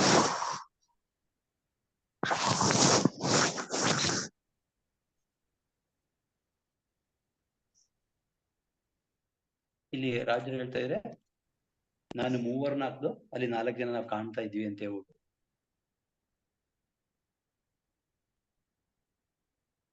ನಾವು ನೋಡ್ಬೋದು ಇಲ್ಲಿ ಏನಕ್ಕೆ ಈ ರಾಜನಿಗೆ 3 ಜನ 4 ಜನ ಕಂಡ್ರು ಅಂತ ಹೇಳಿದ್ರೆ ಇಲ್ಲಿ ವಚನ ಕೇಳಿದ್ರೆ ಇತ್ತ ರಾಜ ನಬೂದಕನು ಬೆಚ್ಚಿ ಬಿದ್ದ ಅಂತ ಹೇಳ್ಬಿಟ್ಟು. ಬೆಚ್ಚಿ ಬಿದ್ದ ಅಂತ ಹೇಳಿದ್ರೆ ನನ್ನಿಷ್ಟಕ್ಕೆ ಅವನು ಈ ಒಂದು ಪ್ರೋಸೆಸ್ ನಡೆಯುವ ತುಂಬಾ ಸಮಯ ತಗೊಂಡಿರ್ಬೋದು. ಹಾಗಾಗಿ ಅವನು ನಿದ್ರೆ ಅವಸ್ಥೆಯಲ್ಲಿ ಹೋಗಿರ್ಬೋದು ಅನ್ಸುತ್ತೆ. ಯಾಕೆ ಅಂತ ಹೇಳಿದ್ರೆ ಇಲ್ಲಿ ವಚನ ಕ್ಲೀನ್ ಆಗಿ ಹೇಳ್ತಾ ಇದೆ, ತಟ್ಟನೆ ಎದ್ದ ಅಂತ ಹೇಳ್ಬಿಟ್ಟು. ಅಂದ್ರೆ ಅವನ ಕನಸಿನಲ್ಲಿ ಈ ಒಂದು ಅವಸ್ಥೆಯನ್ನು ನೋಡ್ತಾ ಇದ್ದಾನೆ ಅಂತ ಹೇಳ್ತಾರೆ. ತನ್ನ ಮಂತ್ರಿಗಳ ಕರೆಸಿ ನಾವು 3ರನ್ನು ಕಟ್ಟಿ ಬೆಂಕಿಯಲ್ಲಿ ಹಾಕಿದೆವು ಇಲ್ಲವೇ ಎಂದು ಕೇಳಿದನು. ಅವರು ರಾಜನಿಗೆ ಹೌದು ಪ್ರಭು, ಅದು ಸತ್ಯ ಎಂದು ಉತ್ತರ ಕೊಟ್ಟರು ಅಂತ ಹೇಳಿ. ಹಾಗೆ ಅವನ ಮುಂದೆ ವಚನ ಹೇಳ್ತಾರೆ, ನಾನು ನೋಡುತ್ತಿರುವುದು ಅಂದ್ರೆ ಅವನೊಬ್ಬನಿಗೆ ಅದು ಒಂದು ಕಾಣಿಸ್ತಾ ಇದೆ. ಹಾಗಾಗಿ ದೇವ ದೂತರು ಅವನು ಕಾಣಿಸ್ತಾ ಇದಾರೆ. ಹಾಗಾಗಿ ದೇವರ ಅಂದ್ರೆ ದೇವರ ಅಭಿಷೇಕರನ್ನ ನೀವು ಮುಟ್ಟದಿರಿ ಅಂತ ವಚನ ಹೇಳ್ತಾ ಇದೆ. ಹಾಗಾಗಿ ದೇವರ ಅಭಿಷೇಕನ ಮುಟ್ಟುವಾಗ ಆ ಒಂದು ಕಾರ್ಯಗಳ ಬಗ್ಗೆ ತೋರಿಸ್ಕೊಡ್ತಾ ಇದ್ದಾರೆ. ನಾವು ನೋಡ್ಬೋದು ಈ ಈ ಒಂದು ಸತ್ಯನ ಮುಚ್ಚಿಡೋ ಕಾರ್ಯಗಳು ಆಗಿನಿಂದನೂ ಹೀಗೆ ನಡೀತಾನೆ ಇದೆ. ಯೇಸ್ವಾಮಿ ನಾವು ಮತ್ತಾಯನ ಶುಭ ಸಂದೇಶದಲ್ಲಿ 28ನೇ ವಚನ 13ನೇ ವಾಕ್ಯ ಇದೆ. ಯೇಸ್ವಾಮಿನ ಸತ್ತು ಯೇಸ್ವಾಮಿನ ಮಣ್ಣು ಮಾಡಿದ್ಮೇಲೆ ಅಲ್ಲಿ ಅವರು ಹೇಳ್ತಾ ಇದೆ ವಚನದಲ್ಲಿ, ಅವರು ಶಿಷ್ಯರು ರಾತ್ರಿ ವೇಳೆಯಲ್ಲಿ ಬಂದು, ನಾವು ನಿದ್ರೆ ಮಾಡ್ತೀಗ ಅವರನ್ನು ಕದ್ದುಕೊಂಡು ಹೋದರೆಂದು ಜನರಿಗೆ ಹೇಳಿರಿ. ಈ ಸುದ್ದಿ ರಾಜ್ಯಪಾಲಕ್ಕೆ ಕಿವಿಬಿದ್ದರೆ ನಾವು ಅವರನ್ನು ನೋಡಿ ಸಮಾಧಾನ ಪಡಿಸುತ್ತೇವೆ, ನಿಮಗೇನು ಆಗದಂತೆ ನೋಡಿಕೊಳ್ಳುತ್ತೇವೆ ಎಂದು ಹೇಳಿದರು. ಸೈನಿಕರು ಲಂಚ ತೆಗೆದುಕೊಂಡು ತಮಗೆ ಹೇಳಿದಂತೆ ಮಾಡಿದರು ಅಂತಂದ್ರೆ, ಸತ್ಯದ ಮುಚ್ಚಿಡ ಕಾರ್ಯ ಅವಾಗಿಂದ ನಡೀತಾ ಇದೆ. ಆ ಕಾರ್ಯಗಳನ್ನ ಆದ್ರೆ ಯಾವತ್ತಿದ್ರೂ ಅದು ಬೆಳಕಿಗೆ ಬರುತ್ತೆ ಅನ್ನೋದನ್ನ ನಮ್ಗೆ ಈ ವಚನಗಳ ಮುಖಾಂತರ ತೋರ್ಸ್ಕೊಡ್ತಾ ಇದಾರೆ. ಯಾವಾಗ ಯೇಸ್ವಾಮಿ ಹೇಳ್ತಾರೆ ಯೋಹಾನ ಸುವಾರ್ತೆಯಲ್ಲಿ 18ನೇ ಅಧ್ಯಾಯದಲ್ಲಿ 37ರಲ್ಲಿ, ಪಿಲಾತನು ಆಗಿದ್ದರೆ ನೀನೊಬ್ಬ ಅರಸನೆಂದು ಕೇಳಲು ಯೇಸು ಅವರನ್ನು, ಅರಸನು ಎನ್ನುವುದು ನೀವು ಹೇಳುವ ಮಾತು, ಸತ್ಯವನ್ನು ಕುರಿತು ಸಾಕ್ಷಿ ಹೇಳುವುದೇ ನನ್ನ ಕೆಲಸ ಅಂತ ಹೇಳ್ತಾರೆ. ಅಂದ್ರೆ ಸತ್ಯವನ್ನು ಕುರಿತು ಸಾಕ್ಷಿ ಹೇಳೋದು ನನ್ನ ಕೆಲಸ, ಅದಕ್ಕಾಗಿಯೇ ನಾನು ಹುಟ್ಟಿದುದು, ಅದಕ್ಕಾಗಿಯೇ ನಾನು ಜಗತ್ತಿಗೆ ಬಂದಿದ್ದು, ಸತ್ಯಪರರು ನನ್ನ ಮಾತಿಗೆ ಕಿವಿಗೊಳ್ತಾರೆ ಎಂದು ಹೇಳಿದರು. ಹಾಗಾಗಿ ಸತ್ಯದ ಬಗ್ಗೆ ಆ ಒಂದು ಕಾರ್ಯಗಳನ್ನ ಇಲ್ಲಿ ಮೂರಲ್ಲಿ ತೋರ್ಸ್ಕೊಡ್ತಾ ಇದ್ದಾರೆ. ಅಂದ್ರೆ ಇವರು ಆ ಒಂದು ಅವಸ್ಥೆಲೂ ಅವರು ಆ ಒಂದು ಕಾರ್ಯನ ಬಿಟ್ಕೊಡಕ್ಕೆ ರೆಡಿ ಇಲ್ಲ. ಅಂದ್ರೆ ಆತ್ಮವಿಶ್ವಾಸ ಅಷ್ಟೊಂದು ಅವರಲ್ಲಿ ಇದೆ. ಆ ಒಂದು ಕಾರ್ಯಗಳನ್ನ ನಾವು ನೋಡ್ಬೋದು. ನಮ್ಮ ಜೀವನದಲ್ಲಿ ಇದು ಕಾರ್ಯಗಳಿದೆಯಾ? ನಾವು ಯಾವಾಗ್ಲೂ ಏನಾದ್ರು ಕಷ್ಟ ಬಂತು ಅಂದಾಗ ಕಾಂಪ್ರಮೈಸ್ ಹೋಗೋಕೆ ರೆಡಿ ಆಗ್ತೀವಾ? ಇಲ್ಲ ಧೈರ್ಯವಾಗಿ ನಾವು ನಿಲ್ತೀವಾ? ಯಾಕೆ ನಮ್ಗೆ ಧೈರ್ಯವಾಗಿ ನಿಲ್ಲಕ್ ಆಗ್ತಾ ಇಲ್ಲ? ಇಷ್ಟೊಂದು ದಿನೇ ದಿನೇ ಪವಿತ್ರಾತ್ಮ ನಮಗೆ ವಚನಗಳ ಮುಖಾಂತರ ನಮ್ಮನ್ನ ಎಷ್ಟೋ ಪ್ರೇರೇಪಿಸ್ತಾರೆ. ನಮ್ಗೆ ಏನು ಅಂದಿಂದ ಆಹಾರ ಏನ್ ಬೇಕು, ನಮ್ಮಲ್ಲಿ ಏನ್ ಕೊರತೆ ಇದೆ ಅದರ್ತು ಅದರಿಂದ ನಮ್ಮ ಶಕ್ತಿ ಪಡಿಸ್ತಾ ಇದಾರೆ. ಆದ್ರೂ ನಾವು ಯಾವ ಅವಸ್ಥೆಯಲ್ಲಿ ಇದ್ದೀವಿ? ನಾವು ಆ ಒಂದು ಇಲ್ಲಿ ಕೇಳಿ ಬಿಟ್ಟ ಮೇಲೆ ನಮಗೊಂದು ಅದೇ ಒಂದು ಅವಸ್ಥೆ ಹೋಗ್ತಾ ಇದೀವ? ಆಧ್ಯಾತ್ಮಿಕ ನಾವು ನಿಜವಾಗ್ಲೂ ದಿನೇ ದಿನೇ ಬೆಳೀತಾ ಇದೀವ? ಒಂದು ಕಾರ್ಯಗಳನ್ನ ನಾವು ಇವತ್ತು ಆಲೋಚನೆ ಬರ್ತದೆ. ಯಾಕಂತ ಹೇಳಿದಾಗ ದಿನ ವಚನ ಕ್ಲೀನ್ ಆಗಿ ಹೇಳ್ತಾ ಇದೆ. ಅವರು ಎಂತ ಒಂದು ಅವಸ್ಥೆಯಲ್ಲಿ ಇದ್ರೆ ಅಂದ್ರೆ ಅವ್ರಿಗೆ ಗೊತ್ತು, ಕಣ್ಣು ಮುಂದೆನೆ ಎಲ್ಲ ತೋರ್ಸ್ಕೊಡ್ತಾ ಇದಾರೆ. ಅಂತ ಒಂದು ಅವಸ್ಥೆಯಲ್ಲಿ ಅವ್ರು ಎದುರದೆ ಧೈರ್ಯವಾಗಿ ಈ ಒಂದು ಕಾರ್ಯಕ್ಕಾಗಿ ನಿಂತಿದ್ದಾರೆ ಅಂತ ಹೇಳಿದಾಗ ಅವ್ರು ಎಂತ ಒಂದು ಪವಿತ್ರಾತ್ಮರನ್ನ ಶಕ್ತಿ ಪಡಿಸಿದ್ದಾರೆ ಅಂತ ಹೇಳಿ. ನಮ್ಮ ಜೀವನದಲ್ಲಿ ಇಂಥ ಒಂದು ಕಾರ್ಯಗಳನ್ನ ನಾವು ನೋಡುವ, ನಮಗೆ ಇಂಥ ಒಂದು ಕಾರ್ಯಗಳಿಗೆ ಪವಿತ್ರ ಪ್ರೇರಣೆ ಕೊಡ್ತಾ ಇದ್ದಾರೆ. ದಿನೇ ದಿನೇ ಅವರ ಸ್ವರ್ಗ ಸಾಮ್ರಾಜ್ಯಕ್ಕೆ ನಾವು ಶಕ್ತಿ ಪಡೋರಾಗಬೇಕು. ಆದ್ರೆ ನಾವು ಎಲ್ಲಿದ್ದೀವಿ, ಏನ್ ಅವಸ್ಥೆಯಲ್ಲಿ ಇದ್ದೀವಿ ಅಂತ. ಯಾಕೆಂದ್ರೆ ನಾವು ಲೋಕದ ಜೊತೆಗೆ ಜೀವಿಸಕ್ಕೆ ನಾವು ಲೋಕದ ಜೊತೆಗೆ ಜೀವಿಸುವಾಗ ದೇವರೊಂದಿಗೆ ಜೀವಿಸಕ್ಕೆ ನಮ್ಗೆ ಆಗ್ತಾ ಇಲ್ಲ. ಈ ಒಂದು ಕಾರ್ಯಗಳನ್ನ ಜ್ಞಾಪಿಸ್ಕೊಳ್ಳೋದ, ಎಂತ ಒಂದು ಅವಸ್ಥೆ, ನಾವು ಯಾವ ಅವಸ್ಥೆಯಲ್ಲಿ ಬೀಳ್ತಾ ಇದ್ದೀವಿ, ಯಾಕೆ ನಮ್ಗೆ ಈ ಒಂದು ಕಾರ್ಯಗಳು ದೇವರನ್ನ ನಿಲ್ಲಕ್ ಆಗ್ತಾ ಇಲ್ಲ? ಅದು ನಮ್ಗೆ ಸರ್ ಮೊನ್ನೆ ಕ್ಲೀನ್ ಆಗಿ ಹೇಳೋದು ವಿಷಯ ಅಂದ್ರೆ ಲೋಕದ ನಿಯಮಗಳು ದೇವರ ನಿಯಮ ಜೊತೆಗ ದೇವರ ಲೋಕ ನಿಯಮನ ಅದ್ರೊಂದಿಗೆ ಜೀವಿಸಕ್ಕೆ ಎಲ್ಲ ಸರಿ ಮಾಡ್ಕೊಡ್ತಾರೆ. ನಮ್ಗೆ ಆ ವಿಶ್ವಾಸ ಇಲ್ಲ. ಆ ವಿಶ್ವಾಸ ನಮ್ಮಲ್ಲಿ ಬೆಳಿಬೇಕು. ನಾವು ಯಾವಾಗ್ಲೂ ಆಧ್ಯಾತ್ಮಿಕ ಅಂದ್ರೆ ಆಧ್ಯಾತ್ಮಿಕ ಕಾರಣ ಇದಕ್ಕೆ ದೇವರಿಗೆ ಮೊದಲನೇ ಸ್ಥಾನ ಕೊಡುವಂತ ಒಂದು ಕಾರ್ಯಗಳನ್ನ ನಾವು ಮಾಡಬೇಕು. ಆ ಒಂದು ಕಾರ್ಯಗಳು ಮಾಡಿದ್ರೆ ಮಾತ್ರ ನಮ್ಗೆ ಒಂದು ಕಾರ್ಯಗಳಾಗುತ್ತೆ. ನಮ್ಗೆ ಗೊತ್ತು, ನಾವ್ ಹೇಳ್ತಾ ಇದ್ದೆ ಯೇಸು ಪ್ರಕಾಶಮಾನರು ಅಂದ್ರೆ ದಿನೇ ದಿನೇ ಅವ್ರನ್ನ ಹೊಗಳಿ ಸ್ತುತಿಸಿ ಮಹಿಮೆ ಕಾರ್ಯಗಳನ್ನ ನಾವು ಮಾಡ್ಬೇಕು. ಯಾವಾಗ ಅವರೊಂದಿಗೆ ಅವ್ರನ್ನ ಹೊಗಳಿ ಸ್ತುತಿ ಮಹಿಮೆ ಕಾರ್ಯ ಮಾಡ್ತೀವಿ, ನಿಜವಾಗ್ಲೂ ಅವರೊಂದಿಗೆ ಜೀವಿಸಲು ಅವರಿಗಾಗಿ ನಾವು ಏನಾದ್ರು ಮಾಡೋಂತ ಕಾರ್ಯಗಳು ಅಲ್ದೇ ಹೋದ್ರೆ ನಮ್ಗೆ ಯಾವ ಕಾರಣಕ್ಕೂ ಅವರಿಗಾಗಿ ನಾವ್ ಏನು ಮಾಡಕ್ಕೂ ಸಿದ್ಧರಾಗಲ್ಲ. ನಾವು ದಿನೇ ದಿನೇ ಏನೊಂದು ಅವಸ್ಥೆ ಇರ್ತೀವಿ, ಕುಗ್ತಾ ಇರ್ತೀವಿ, ಸ್ವಲ್ಪ ಹೇಳ್ತಾ ಇರ್ತೀವಿ, ಕುಗ್ತಾ ಇರ್ತೀವಿ, ಸ್ವಲ್ಪ ಹೇಳ್ತಾ ಈ ಒಂದು ಅವಸ್ಥೆ ನಮ್ದಾಗುತ್ತೆ. ಹಾಗಾಗಿ ನಾವು ಇವತ್ತು ನಾವು ಜನ ನಮ್ಮ ಪವಿತ್ರಾತ್ಮ ಕೊಡ್ತಾ ಇದ್ರೆ ನಾವು ನಿಜವಾಗ್ಲೂ ಅತಿ ಶಕ್ತರಾಗಬೇಕು. ನಾವು ಆತ್ಮವನ್ನು ದೇಹವನ್ನು ಕೊಲ್ಲೋಲ್ಲ, ದೇಹಾತ್ಮಗಳನ್ನು ಕೊಲ್ಲೋರು ನಾವು ಎದುರ್ಬೇಕು. ಅವರ ಒಂದು ಅವಸ್ಥೆಯಿಂದ ನಮ್ಮನ್ನ ಬಿಡುಗಡೆ ಕೊಡ್ಲಿ ಅಂತ ನಾ ಇದನ್ನ ಪ್ರಾರ್ಥಿಸೋಣ. ಮತ್ತೊಮ್ಮೆ ನಮ್ಮನ್ನೇ ಸಂಪೂರ್ಣ ಸಮರ್ಪಿಸೋಣ. ತಂದೆ ಆದೇವನೇ, ನೀವು ಕೊಟ್ಟಂತ ಈ ಒಂದು ಚಿಕ್ಕ ಕಾರ್ಯಕ್ಕೆ ಸ್ತೋತ್ರ. ಸ್ವಾಮಿ, ನಮ್ಮ ಎಲ್ಲ ಅವಸ್ಥೆಯನ್ನು ಅರಿತರು ನೀವು ಆಗಿದಿರಿ. ನಮ್ಮ ಆ ಒಂದು ಹೆದರಿಕೆ, ಆ ಭಯ, ಈ ಒಂದು ಅವಸ್ಥೆಯಿಂದ ನಮ್ಗೆ ಬಿಡುಗಡೆ ಕೊಟ್ಟವ್ರು ನೀವು ಆಗಿದಿರಿ. ಪರಿಪೂರ್ಣವಾಗಿ ನಿಮಗಾಗಿ ಜೀವಿಸಲು ಕೃಪೆಯನ್ನು ಕೊಡಿ. ನಿಮ್ಮ ಸ್ವರ್ಗ ಸಾಮ್ರಾಜ್ಯ ಮಕ್ಕಳಾಗುವಂತೆ ಸ್ವಾಮಿ, ಎಷ್ಟು ಆತ್ಮಗಳನ್ನು ನಿಮ್ಮ ಮೇಲೆ ಕರೆತರಲು ನಮ್ಮ ಶಕ್ತರಾಗುವಂತೆ ಬೇಕೆಲ್ಲ ಕೃಪೆಯನ್ನು ಕೊಡಿ ಪ್ರಾಸ್ತ ಒಂದು ಕೊಟ್ಟಂತ ಎಲ್ಲ ಕಾರ್ಯಕ್ಕಾಗಿ ನಾವು ಸ್ತೋತ್ರ ಮಾಡೋದ. Thank you sir, thank you. Praise sir. Praise the Lord. ಪ್ರಿಯರೇ, ಇಂದು ನಮಗೆ ಹಾಡ್ಸನ್ ಬ್ರದರು ಚಿಕ್ಕದಾಗಿ ಚೊಕ್ಕದಾಗಿ 20 ನಿಮಿಷಗಳ ಕಾಲ ಈ 8 ವಚನಗಳನ್ನ ನಮಗೆ ವಿವರಿಸಿಕೊಟ್ಟಿದ್ದಾರೆ. ಸೊ ಇಲ್ಲಿ ಮೊದಲು ಅವರು ಸಮರಿ ಹೇಳ್ಬಿಟ್ರು. ಸೊ ಅದಾದ್ಮೇಲೆ ಅವರು ನಮಗೆ ಎಕ್ಸ್ಪ್ಲನೇಷನ್ ಕೊಟ್ಕೊಂಡು ಹೋದ್ರು. ಸೊ ಈ 3 ಜನ ಶದ್ರಕ್, ಮೇಷಕ್, ಅಬೇದ್ನೆಗೋ, ಇವರಿಗೆ ಈ ಶಕ್ತಿ ಎಲ್ಲಿಂದ ಬರ್ತದೆ? ಅವ್ರ ರಾಜರಿಗೆ ಹೇಳ್ತಾರೆ, ನೆಬೂಕದ್ನೆಚ್ಚರ ಅರಸರೇ, ಈ ವಿಷಯದಲ್ಲಿ ನಾವು ನಿಮಗೆ ಏನನ್ನು ಹೇಳಬೇಕಾಗಿಲ್ಲ. There is nothing left to tell you. ಏನು ಹೇಳಬೇಕಾಗಿಲ್ಲ. ನೀವೇನ್ ಮಾಡ್ಬೇಕು ಅದು ನೀವು ಮಾಡಿ, ನಾವೇನ್ ಮಾಡ್ಬೇಕು ಅದನ್ನ ನಾವು ಮಾಡ್ತೀವಿ.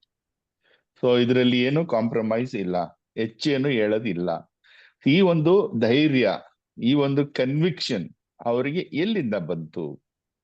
ಸೊ ಅದಕ್ಕೆ ಅವರು ಇಂದಿನ ವಚನಗಳನ್ನ ತೆಗೆದುಕೊಂಡು, ಅವರು ಅವ್ರಿಗೆ ಗುಲಾಮರು, ಇಸ್ರಾಯೇಲ್ನಿಂದ ಎಳ್ಕೊಂಡ್ ಬಂದಂತ ಅನೇಕ ಇಸ್ರಾಯೇಲರಲ್ಲಿ ಈ ಮೂವರನ್ನ ವಿಶೇಷ ಕಾರ್ಯಕ್ಕೆ, ರಾಜನ ಒಂದು ಸೇವೆಗಾಗಿ ಆರಿಸಿಕೊಂಡು ಅವರಿಗೆ ವಿಶೇಷ ಟ್ರೀಟ್ಮೆಂಟ್, ಊಟದ ವ್ಯವಸ್ಥೆಯಲ್ಲಿ ಮತ್ತೆ ದ್ರಾಕ್ಷರಸ ವ್ಯವಸ್ಥೆಯಲ್ಲಿ ಇವ್ರಿಗೆ ಸ್ಪೆಷಲ್ ಆಗಿ ಇವ್ರನ್ನ ತಯಾರು ಮಾಡ್ಬೇಕು. ಯಾಕಂದ್ರೆ ರಾಜನ ಸೇವೆಗೆ ಬರ್ಬೇಕಾದವ್ರು ಇವರು. ಸೊ ಹಾಗಾಗಿ ಅಲ್ಲಿ ಅವರು ಸ್ಟಾರ್ಟ್ ಮಾಡ್ತಾರೆ, ರಾಜನ ಊಟ ಬೇಡ. ಯಾಕಂದ್ರೆ ಯೇಸು ಸ್ವಾಮಿ ಹೇಳಿದ್ರು, ಮನುಷ್ಯ ಜೀವಿಸುವುದು ರೊಟ್ಟಿಯಿಂದ ಮಾತ್ರವಲ್ಲ ಅಂತ. ಸೊ ಹಾಗಾಗಿ ಅವ್ರಿಗೆ ಗೊತ್ತಿದೆ, ಕನ್ವಿಕ್ಷನ್. ಸೊ ದೇವರ ಆಶೀರ್ವಾದ ಇದ್ರೆ ಯಾವ ಊಟನೂ ನಮ್ಗೆ ಶಕ್ತಿ ಗಿಕ್ತಿ ಕೊಡಕ್ ಸಾಧ್ಯ ಇಲ್ಲ. ದೇವರ ಆಶೀರ್ವಾದದಿಂದ ಬರುವ ಶಕ್ತಿಯೇ, ಆ ಆಶೀರ್ವಾದ, ಆ ಒಂದು ಅನುಗ್ರಹವೇ ಎಲ್ಲಕ್ಕಿಂತ ಮಿಗಿಲು ಅಂತ ಅವ್ರಿಗೆ ಗೊತ್ತಿತ್ತೆ. ಹಾಗಾಗಿ ಅವರು ಆ ರಾಜನ ಭೋಜನವನ್ನು ತ್ಯಾಗ ಮಾಡಿ, ಸೊ ಆ ಸಾಧಾರಣ ಊಟವನ್ನೇ ತಡೆದುಕೊಂಡು ಎಲ್ಲರಿಗಿಂತ ಅವರು ಹೆಚ್ಚಾಗಿ ಸುಂದರವಾಗಿ, ಬುದ್ಧಿವಂತರಾಗಿ, ದಷ್ಟಪುಷ್ಟರಾಗಿ ಕಾಣ್ತಾ ಇದ್ರು. ಸೊ ಅಲ್ಲಿಂದನೇ ಅವರಿಗೆ ಕನ್ವಿಕ್ಷನ್ ಬಂದ್ಬಿಟ್ಟಿದೆ. ಸೊ ಮುಂದೆ ಹೇಗೆ ಇಲ್ಲಿ ಈ ಒಂದು ರಾಜನ ಹತ್ರ ನಾವು ಹೇಗೆ ಜೀವಿಸ್ಬೇಕು ಅಂತ.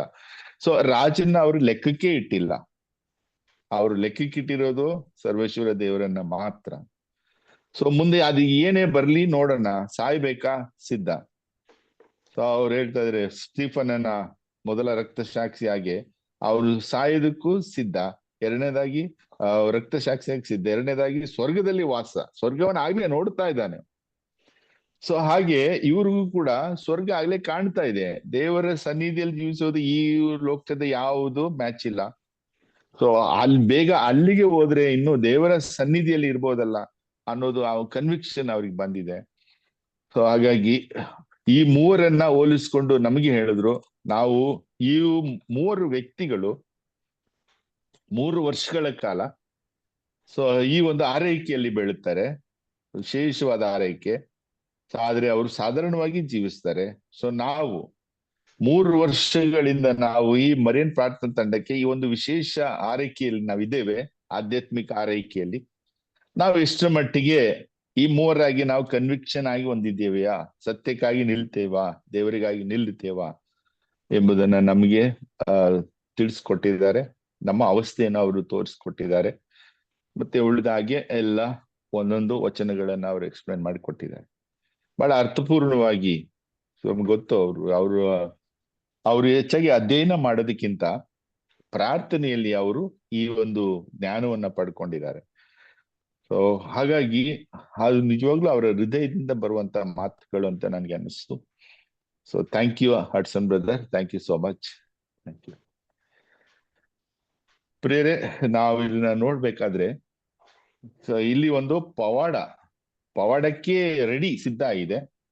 ಅದಕ್ಕೆ ಮುಂಚೆ ಮನುಷ್ಯನು ಏನು ಕಾರ್ಯಗಳನ್ನ ಮಾಡಬೇಕೋ ಅದನ್ನ ಮಾಡ್ತಾ ಇದ್ದಾನೆ. ರಾಜ ಇಸ್ರಾಯೇಲರ ದೇವರ ಬಗ್ಗೆ ಅರಿವಿದ್ದರು, ಅನುಭವ ಇದ್ದರು, ಆ ಒಂದು ಚಾಲ್ಡಿಯನ್ಸ್ ಅಥವಾ ಆ ಬ್ಯಾಬಿಲೋನಿಯರ ದೂರನ್ನ ಅವನು ಸ್ವೀಕರಿಸಿ ಸೊ ಇವರಿಗೆ ಪರೀಕ್ಷೆಯನ್ನ ಮಾಡ್ತಾ ಇದ್ದಾನೆ. ಆ ಮೂವರಿಗೆ ಪರೀಕ್ಷೆಯನ್ನ ಮಾಡ್ತಾ ಇದ್ದಾನೆ. ನಮ್ಮ ಜೀವಿತದಲ್ಲೂ ಅಷ್ಟೇ, ನಾವು ಸ್ವತಃವಾಗಿ ಏನು ಅನ್ನೋದನ್ನ ತಿಳ್ಕೊಳ್ಳೋದಿಲ್ಲ, ಅನುಭವದಿಂದ ತಿಳ್ಕೊಳ್ಳೋದಿಲ್ಲ. ಬೇರೆಯವರು ಏನು ಮಾತುಗಳನ್ನ ಆಡ್ತಾರೆ ಅದ್ರ ಮೇಲೆ ನಮ್ಗೆ ಹೆಚ್ಚು ವಿಶ್ವಾಸ.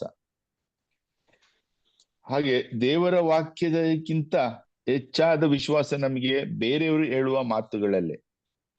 ಉದಾಹರಣೆಗೆ ನಾವು ಆಸ್ಪತ್ರೆಗಳಿಗೆ ಹೋದಾಗ ಅಥವಾ ಟೆಸ್ಟ್ ಗಳನ್ನ ಮಾಡಿಸುವಾಗ ಅಲ್ಲಿ ಬರುವ ರಿಪೋರ್ಟ್, ಅದು ಕ್ಯಾನ್ಸರ್ 2ನೇ ಹಂತನೋ 3ನೇ ಹಂತನೋ ಅಥವಾ ಹಾರ್ಟ್ 4 ಬ್ಲಾಕ್ 5 ಬ್ಲಾಕ್ ಇರ್ಬೋದು.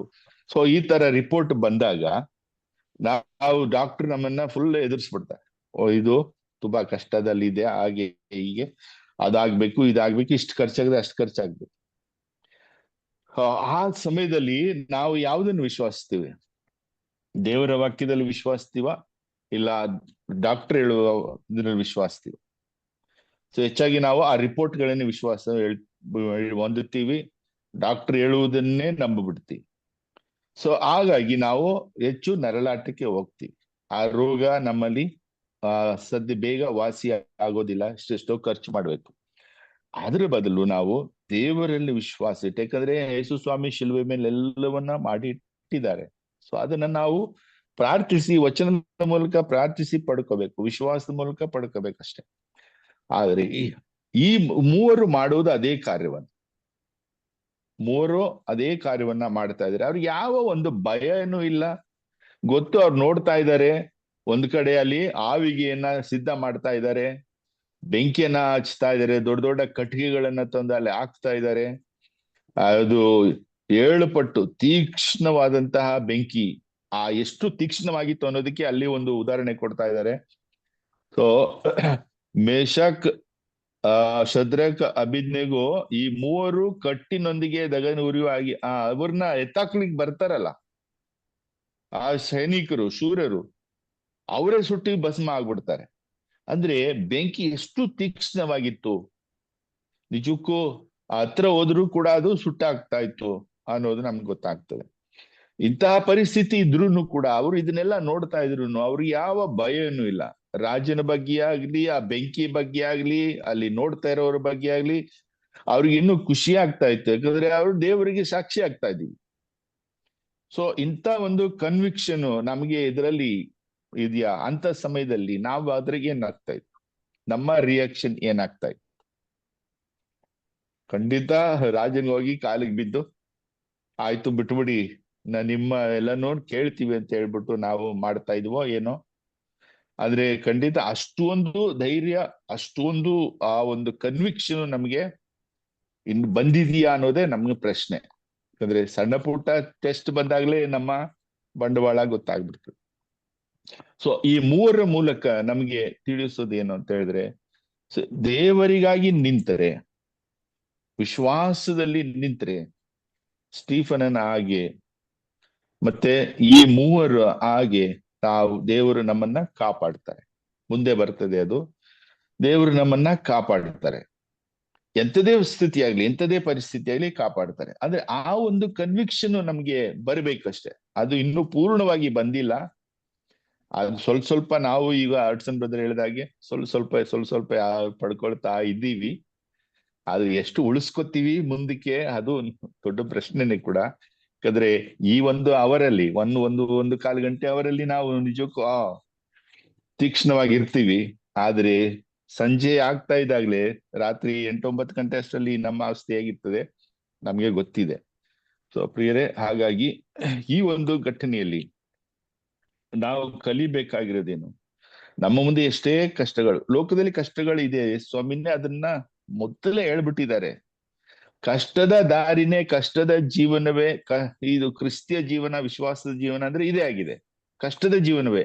ಅದು ಧರ್ಮಸಭೆ ಪ್ರಾರಂಭದಿಂದ ನಾವು ನೋಡಿದೀವಿ, ಕ್ರೈಸ್ತರನ್ನ, ಸಂತರುಗಳನ್ನ ಯಾವ ತರ ಹಿಂಸೆ ಕೊಟ್ಟಿದ್ದಾರೆ, ಯಾವ ರೀತಿಯ ಬಾಧೆಗಳಿಗೆ ಒಳಪಡಿಸಿದ್ದಾರೆ, ಬೆಂಕಿಯಲ್ಲಿ ಸುಟ್ಟಾಕಿದ್ದಾರೆ, ಬಾಣನೆಯಲ್ಲಿ ಎಣ್ಣೆ ಹಾಕಿ ಫ್ರೈ ಮಾಡಿದ್ದಾರೆ, ಅಡ್ಡಡ್ಡ ಸೀಳಿದ್ದಾರೆ, ಗರ್ಗಸದಲ್ಲಿ ಕುಯ್ದಿದ್ದಾರೆ, ಏನೆಲ್ಲ ಮಾಡಿದ್ದಾರೆ.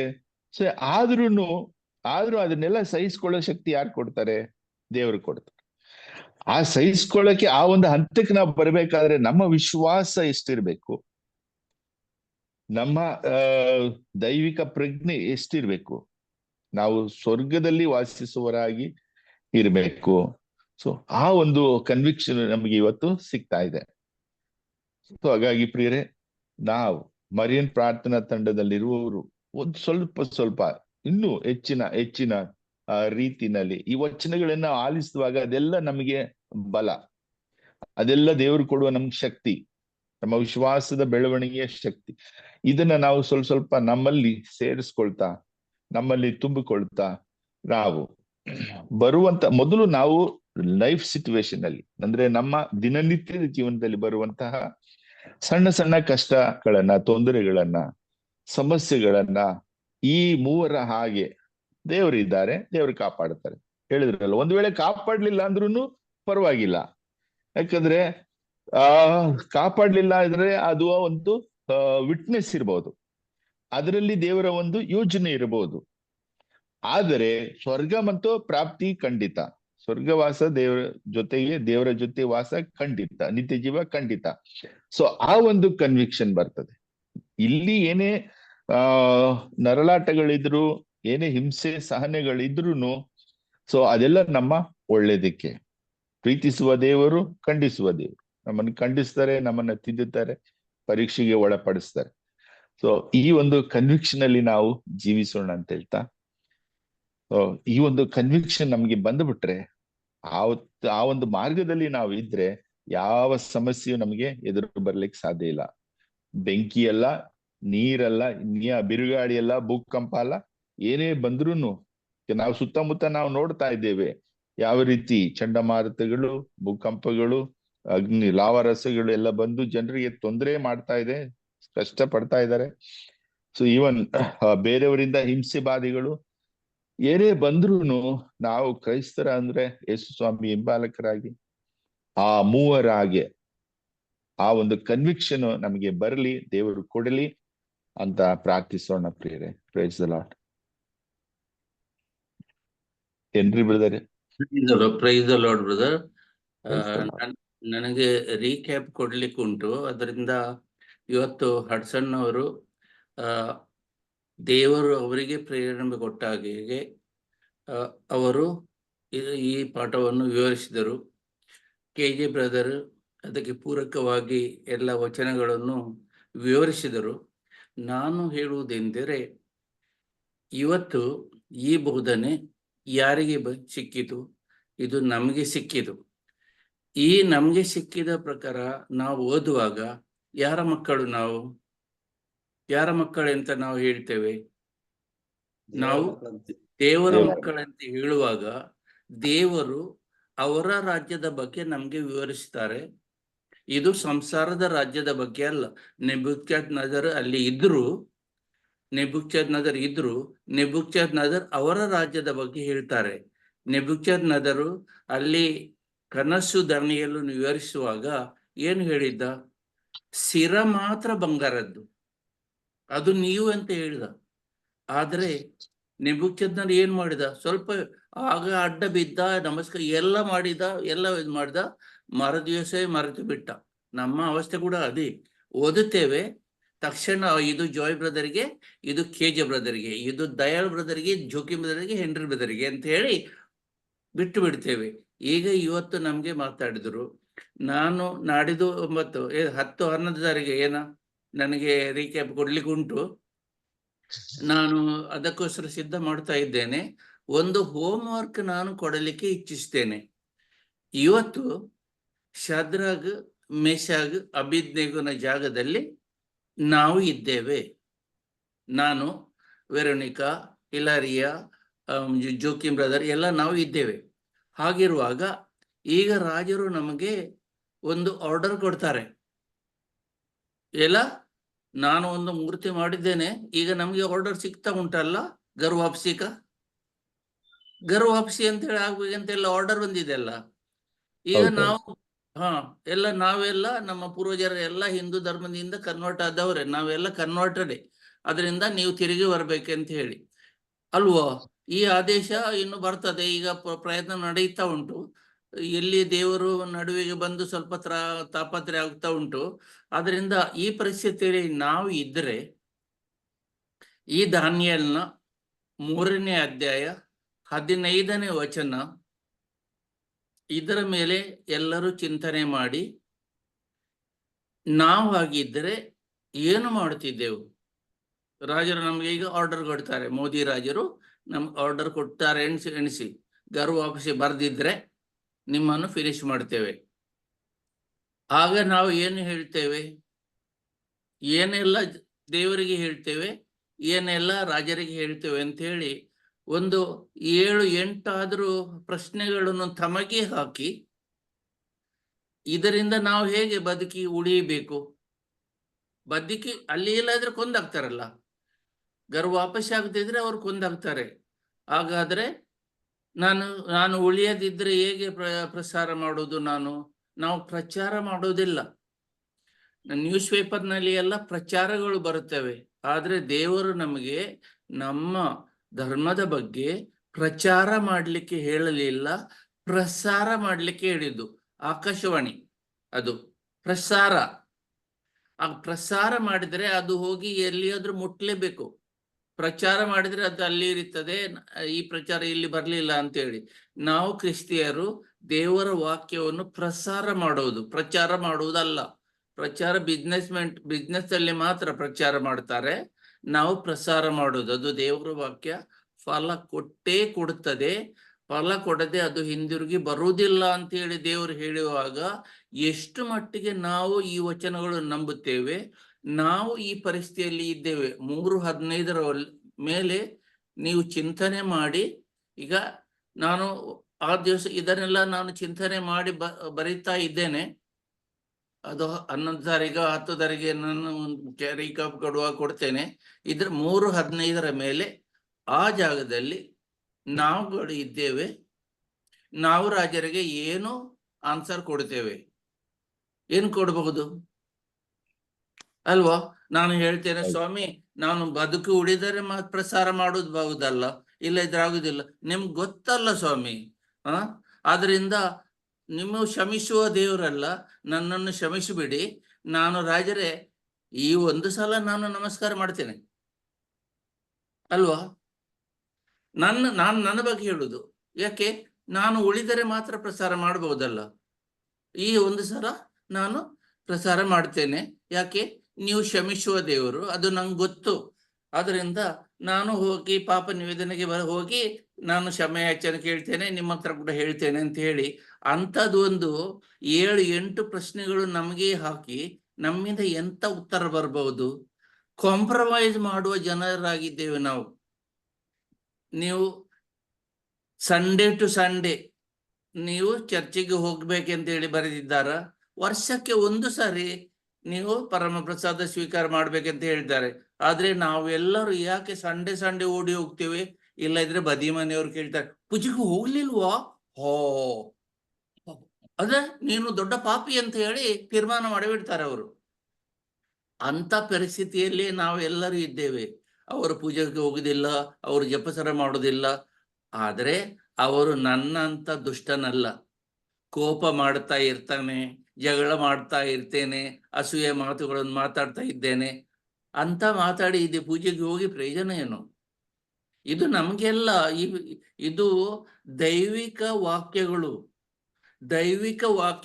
ದೈವಿಕತ್ವ ಇಲ್ಲಿ ಇದ್ದು ಅದು ನಾನು ಏನು ಮಾಡ್ತಾ ಇದ್ದೇನೆ ಅಂತೇಳಿ ನಮಗೆ ಪ್ರಶ್ನೆ ಹಾಕಿ, ದೇವರೇ ಮಾತಾಡಿ, ನಾನು ಒಂದು ದೊಡ್ಡ ಪಾಪಿ, ಈಗ ನನಗೆ ತಿಳಿಸಿ, ಇಲ್ಲಿ ನಾನು ಯಾವ ಸ್ಥಾನದಲ್ಲಿ ಇದ್ದೇನೆ? ದಾನಿಯೇಲ್ ಹಾಗೆ ಮಾಡ್ಬೇಕಿತ್ತು, ಹೀಗೆ ಮಾಡ್ಬೇಕಿತ್ತು. ಶಾದ್ರ ಮೇಷಗ ಅಬೇದ್ನೆಗೋ ಯಾಕೆ ಅವರು ಈ ಉರಿಯ ಬೆಂಕಿಗೆ 7 ಪಟ್ಟು ಏನು ಮಾಡಿದ್ರು? ಅವರು ಬೆಂಕಿ ಜಾಸ್ತಿ ಮಾಡಿದ್ರು. ಅಲ್ಲಿಂದ ಅವರು ಏನ್ ಮಾಡಿದ್ರು? ಗಟ್ಟಿಮುಟ್ಟಾದ ಆಳುಗಳನ್ನು ತಂದು ಅವರನ್ನು ಎತ್ತಿ ಅದಕ್ಕೆ ಹಾಕಿ ಅಂತ ಹೇಳಿದ್ರಲ್ಲ. ಅಲ್ಲಿ ಯಾರು ಸತ್ರು? ಆ ಗಟ್ಟಿಮುಟ್ಟಾಗಿ ಕೊಂಡೋದ ಅವರನ್ನು ಎತ್ತಿ ಹಾಕುವವರು, ಅವರು ಎಲ್ಲ ಸುಟ್ಟು ಹೋದ್ರು. ಅದರ ಬಗ್ಗೆ ನಾವು ಧ್ಯಾನ ಮಾಡಿದ್ದೇವ? ಈ ದೇವರಲ್ಲಿ ವಿಶ್ವಾಸ ಇಟ್ಟವರಿಗೆ ಏನೂ ಆಗ್ಲಿಲ್ಲ, ಅವರ ತಲೆ ಕೂದಲು ಒಂದು ಕೂಡ ಹೋಗ್ಲಿಲ್ಲ. ಆದ್ರೆ ಅವರು ಈ ಕಟ್ಟಿ ಹಾಕಿದ್ರು, ಅವರ ಕೈ ಆಟೋಮೆಟಿಕ್ ಬಿಡಿಸಿ ಅವರು ಅದರ ಒಳಗೆ ನಡೀತಾ ಇದ್ರು.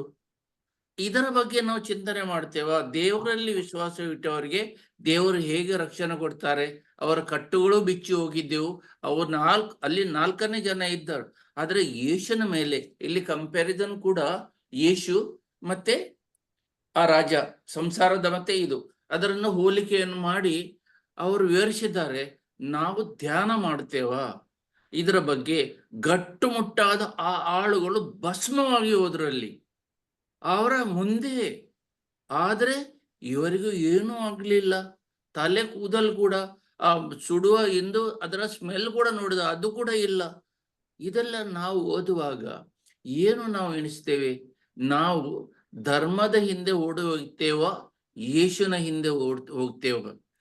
ಯೇಸುನಲ್ಲಿ ವಿಶ್ವಾಸವಿಟ್ಟವರಿಗೆ, ಯೇಸುನಲ್ಲಿ ವಿಶ್ವಾಸವಿಟ್ಟು ಅದನ್ನು ಅನುಸರಿ, ವಾಕ್ಯವನ್ನು ಅನುಸರಿಸಿ ಅದರಂತೆ ಜೀವಿಸುವವರಿಗೆ ಸಿಗುವ ಏನು ಲಾಭ ಅದನ್ನು ಇಲ್ಲಿ ವಿವರಿಸುವಾಗ, ನಾನು ಯಾವ ಮಟ್ಟಿಗೆ ಯೇಸುವನ್ನು ಹಿಂಬಾಲಿಸ್ತಾ ಇದ್ದೇನೆ, ನಮ್ಮ ಚರ್ಚಿನ ಎಲ್ಲ ಆಚರಣೆಗಳಲ್ಲಿಯೇ ಪಾಲು ಮಾಡುವುದು, ಆದರೆ ಅದು ನನ್ನ ಜೀವನದಲ್ಲಿ ನಾನು ಅಳವಡಿಸದಿದ್ದರೆ ಅದಕ್ಕೆ ಏನೋ ಪ್ರಯೋಜನ ಇಲ್ಲ. ನಾವು ಯೇಸುವಿನ ಹಿಂಬಾಲಿಕರೇ ಅಲ್ಲ. ಹಿಂಬಾಲಿಸುವವರು ಪರಿಪೂರ್ಣತೆಯಲ್ಲಿ ಹಿಂಬಾಲಿಸಬೇಕು. ದೇವರ ಪ್ರೀತಿಯಲ್ಲಿ ನಾವು ಬೆಳೆಯಬೇಕು. ದೇವರಿಗೆ ನಾವು ನಮ್ಮನ್ನೇ ಸಮರ್ಪಣೆ ಮಾಡಬೇಕು. ಸಮರ್ಪಣೆ ಮಾಡದಿದ್ದರೆ ಯೇಸುಗೆ ನಮ್ಮನ್ನು ಯೂಸ್ ಮಾಡ್ಲಿಕ್ಕೆ ಆಗುದಿಲ್ಲ.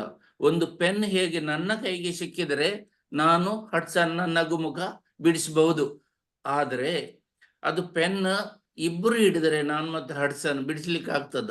ಏನಾದರೂ ಮಾಡ್ಲಿಕ್ಕೆ ಆಗ್ತದ? ಅದರಿಂದ ಇದರಲ್ಲಿ ಏನು, ಈ ಮೂವರು ಕೂಡ ತನ್ನನ್ನೇ ಸಂಪೂರ್ಣವಾಗಿ ದೇವರಿಗೆ ಕೈಗೆ ಒಪ್ಪಿಸಿದ್ದಾರೆ. ಅವರು ನಮ್ಮನ್ನು ಬಿಡಿಸುವುದಾದ್ರೆ ಬಿಡಿಸಲಿ, ನಾಶ ಮಾಡುವುದಾದ್ರೆ ಮಾಡಲಿ, ನನಗೆ ಶಾಸ್ತ್ರಿಕ ಜೀವನ ಸಿಗ್ತದೆ, ಅದೇ ಒಂದೇ ದೇಹ. ನಾನು ಈ ಸಂಸಾರದಲ್ಲಿ ಬದುಕಿ ಪ್ರಯೋಜನ ಏನು? ನಮ್ಗೆ ನವ ಜೀವನ ಕೊಡ್ಲಿಕ್ಕೆ, ಹೊಸ ಜೀವನ ಕೊಡ್ಲಿಕ್ಕೆ ಯೇಸು ಬಂದಿದ್ದಾರೆ ಅಂತ ಹೇಳಿ ಎಷ್ಟು ಸಾರಿ ಹೇಳಿದ್ದಾರು. ಈ ಸಂಸಾರದಲ್ಲಿ 80 90 ಇನ್ನೂ ಬದುಕಬೇಕು, ಇಂಜೆಕ್ಷನ್ ಕೊಟ್ಟ ಇದು ಕೊಟ್ಟು ಇನ್ನೂ ಬದುಕಬೇಕಂತ ಆಸೆ. ಆದ್ರೆ ಬೇಗನೆ ನಾನು ನನ್ನ ಪ್ರಾಣ ಬಿಟ್ಟು ದೇವರ ಜಾಯಿನ್ ಆಗಬೇಕು. ಆದ್ರೆ ಅವರ್ ಫಾದರ್ ಪ್ರೇಯರ್ನಲ್ಲಿ ನಾವು ಎಲ್ಲ ಹೇಳ್ತೇವೆ.